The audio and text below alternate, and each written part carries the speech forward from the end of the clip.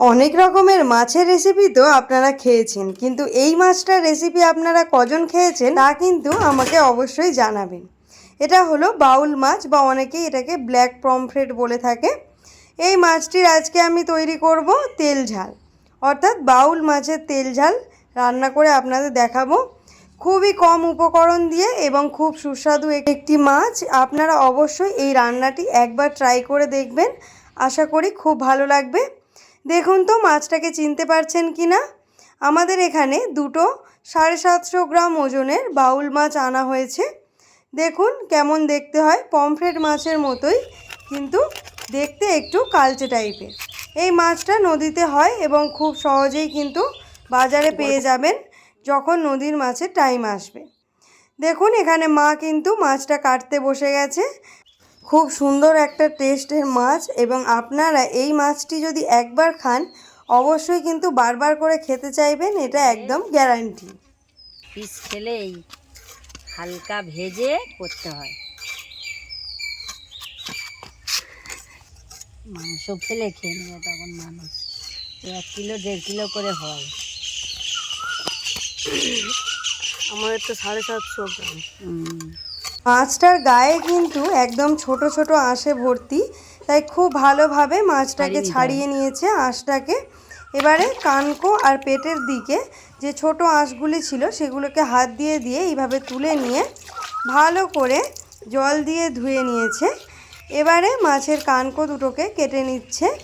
এই মাছের কিন্তু আর কোনো ঝামেলা নেই, এবারে সরাসরি কেটে দিলেই একদম মাছটা কিন্তু রেডি হয়ে যাবে।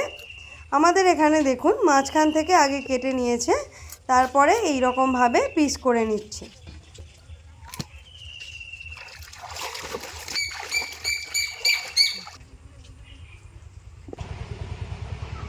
মাছগুলো ওদিকে ভালোভাবে কেটে ধুয়ে নিয়েছে।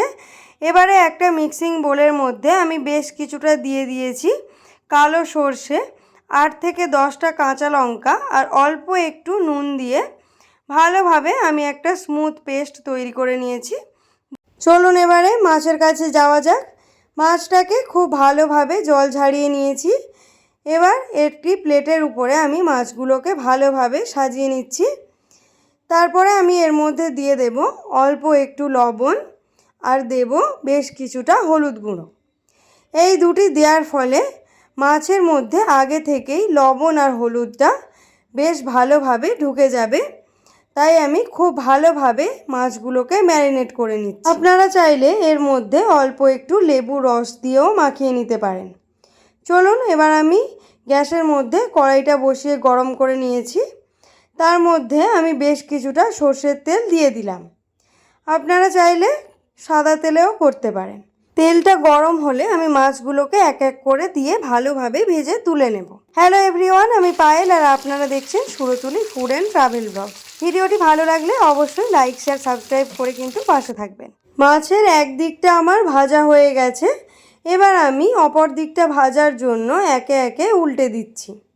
এই মাছ কিন্তু একদমই বেশি ভাজবেন না, মাত্র 2 থেকে 3 মিনিট পরে আপনারা এপিট ওপিট করে ভেজে তুলে নেবেন। দেখুন আমার মাছ কিন্তু ভাজা হয়ে গেছে। এবার আমি একটা পাত্রে মাছগুলোকে তুলে নিচ্ছি। আর একটা ব্যাচ ভাজার জন্য আমি আবারও মাছগুলোকে তেলের মধ্যে দিয়ে দিলাম। একদম হালকা আঁচে এবং একদম অল্প করে ভেজেই কিন্তু তুলে নেবেন।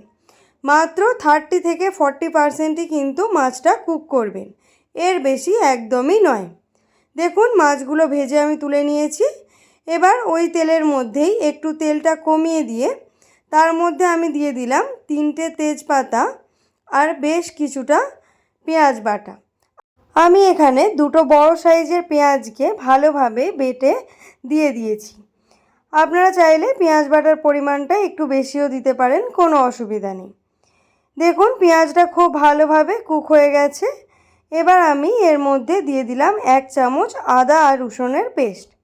একসাথেই আমি পেস্ট করে নিয়ে এর মধ্যে দিয়ে দিয়েছি। আদা রসুনের গন্ধটা যাওয়া পর্যন্ত ভালোভাবে নাড়াচাড়া করতে হবে। মশলাটাকে তাড়াতাড়ি রান্না হওয়ার জন্য আমি এখানে অল্প একটু লবণ দিয়েছি। ভালোভাবে আবারও আমি নাড়াচাড়া করে নিচ্ছি। দেখুন পেঁয়াজ রসুনের গন্ধটাও চলে গেছে। এবার এর মধ্যে আমি একটা বড় সাইজে টমেটোকে বেটে নিয়েছিলাম, সেই টমেটো বাটাটা এর মধ্যে দিয়ে দিচ্ছি। টমেটোটাকে কিন্তু খুব ভালোভাবে রান্না করতে হবে, যতক্ষণ না মশলা থেকে তেল বেরোচ্ছে, দেখুন কেমন তেল বেরিয়েছে, ততক্ষণ কিন্তু টমেটোটাকে এইভাবে নাড়াচাড়া করব। এবার আমি এর মধ্যে বেশ কিছুটা গুঁড়ো মশলা দিয়ে দিলাম। তার মধ্যে দিলাম 1 চামচ হলুদ গুঁড়ো, 1 চামচ কাশ্মীরি লঙ্কার গুঁড়ো আর হাফ চা চামচ জিরে গুঁড়ো। এই সব কিছুকে খুব ভালোভাবে মিশিয়ে নিয়েছি আর মিনিট 5 ধরে কষিয়ে নিয়েছি।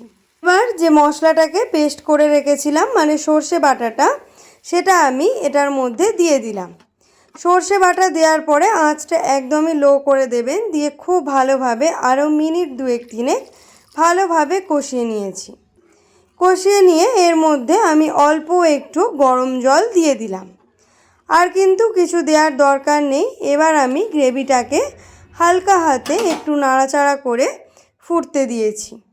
গ্রেভিটা যখন ফুটে উঠেছে তখন আমি এর মধ্যে ভেজে রাখা মাছগুলো দিয়ে দিচ্ছি। মাছগুলো আস্তে আস্তে গ্রেভির মধ্যে দিয়ে দেবেন, দিয়ে এর মধ্যে স্বাদ মতো লবণটা দিয়ে দিচ্ছি। এবার আমি দিয়ে দিলাম 3টে কাঁচা লঙ্কা চেরা, আপনারা নিজেদের স্বাদ মতো লঙ্কাটা দেবেন। মাছটা দেওয়ার পর গ্রেভিটা কিন্তু বেশ কিছুক্ষণ ফুটিয়ে নিতে হবে, আর সেজন্য আমি একটা ঢাকনা চাপা দিয়ে দিয়েছি। মিনিট 5 পরে আমি ঢাকনাটা খুলে দিয়েছি। দেখুন গ্রেভিটা কিন্তু অনেকটাই এখনও আছে, তাই আমি গ্রেভিটাকে আরেকটু শুকনো করার জন্য আবারও মিনিট 5 চাপা দিয়েছিলাম। এখন দেখুন তো গ্রেভিটা অনেকটাই গাঢ় হয়ে এসেছে। আমি টেস্ট করার জন্য একটু তুলে নিয়েছি। এবার আমার মনে হলো যেন চিনিটা একটু দিলে ভালো হয়, তাই আমি অল্প একটু চিনি আর একদম অল্প একটু ঘি দিয়ে দিয়েছি। আপনারা চাইলে গরম মশলা দিতে পারেন, আবার নাও দিতে পারেন। আমাদের রান্না কিন্তু একদম রেডি। গ্যাসটা অফ করে দিয়েছি, দেখুন কতটা সুন্দর হয়েছে। আমি একটা প্লেটে পরিবেশন করে দেখাচ্ছি। আপনারা নিশ্চয়ই দেখে বুঝতে পারছেন রান্নাটা কতটা লোভনীয় হয়েছে। মাছটার যেহেতু একটুও কাঁটা নেই এবং স্বাদে অসাধারণ টেস্টি হয়, তাই বাচ্চা থেকে বড় এই রান্নাটি যদি করে দেন, আশা করছি সবার খুব ভালো লাগবে। বাড়িতে অবশ্যই একবার ট্রাই করে দেখবেন আর আমাকে জানাবেন কেমন হলো। আজকের মতো এই পর্যন্তই। সবাই খুব ভালো থাকবেন, সুস্থ থাকবেন। ভিডিওটি ভালো লাগলে লাইক, শেয়ার, সাবস্ক্রাইব করে পাশে থাকবেন। আজকের মতো টাটা।